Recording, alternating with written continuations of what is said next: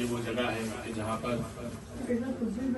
امام حسین کا کڑیل جوان زمین کربلا پر گرا۔ علی اکبر نے اس سے شہادت مانگا، بابا اجازت دے دیجیے کا بیٹا ماں سے اجازت لے کر آؤ۔ جناب علی اکبر گئے، جناب ام لیلہ سے اجازت لے کر آ گئے۔ کہا بیٹا اس ماں سے نہیں کہ جس نے پیدا کیا، اس ماں سے اجازت لے کر آؤ جس نے تمہاری پرورش کی ہے۔ اب پھوپھی سے اجازت دینا بڑا مشکل کام تھا۔ پھوپھی کے خیمے میں گئے، مولا علی اکبر نے دیکھا کہ جناب زینب نماز پڑھ رہی ہیں، مصلی کے برابر بیٹھ گئے۔ کہا پھوپھی اماں مجھے ایک بات بتائیے، آپ افضل ہیں یا آپ کی ماں افضل ہے؟ ماں کا نام سنا تھا کہ جناب زینب اپنے مقام سے کھڑی ہو گئی، کہنے لگی علی اکبر کیسی بات کرتے ہو، میری ماں افضل ہے۔ کہ پھر پھوپھی اماں اپنے بیٹے کو فاطمہ کے بیٹے پر قربان کرنا چاہیے۔ یہ سننا تھا کہ جناب زینب نے کہا علی اکبر بڑے عجیب طریقے سے تم نے اجازت دی، جاؤ مقتل کی اجازت دی۔ جناب علی اکبر آئے آقا حسین کے پاس، کہنے لگے کہ میں نے اجازت لے دی ہے، بس نانا کا امامہ علی اکبر کو پہناتے جاتے تھے، امامے میں بل ہوتے تھے، ایک ایک بل باندھتے جاتے تھے، کہتے جاتے تھے انا للہ و انا الیہ راجعون۔ نانا کی زرہ علی اکبر کے سینے پر پہنائی، بیٹا الوداع، اے علی اکبر جاؤ تمہیں اجازت دے دی۔ علی اکبر چلتے رہے، کچھ قدم آگے بڑھے، ذوالجناح پر سوار تھے، ایسے میں باپ کی قدموں کی چاپ کو محسوس کیا کہ بابا ابھی تو آپ نے اجازت دی تھی، ابھی آپ پیچھے پیچھے آ رہے ہیں۔ کا بیٹا آپ کا بھی آپ جیسا کوئی جوان بیٹا ہوتا تو آپ کو اندازہ ہوتا کہ بوڑھے باپ کے لیے جوان کو رخصت کرنا کتنا مشکل ہے۔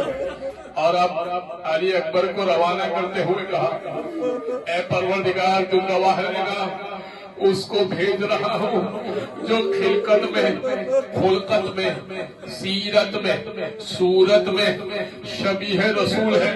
مجھے جب بھی آواز سننی ہوتی تھی رسول اللہ کی، علی اکبر سے کہتا تھا بیٹا علی اکبر کچھ بات کر لیا کرو۔ علی اکبر کو روانہ کیا، علی اکبر نے بہترین جنگ لڑی اور واپس آئے، آنے کے بعد کہنے لگے بابا میں نے کیسی جنگ لڑی؟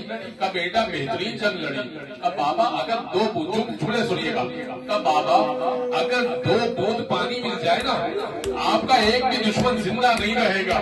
کا بیٹا پانی کے لیے ہی تو جنگ ہے۔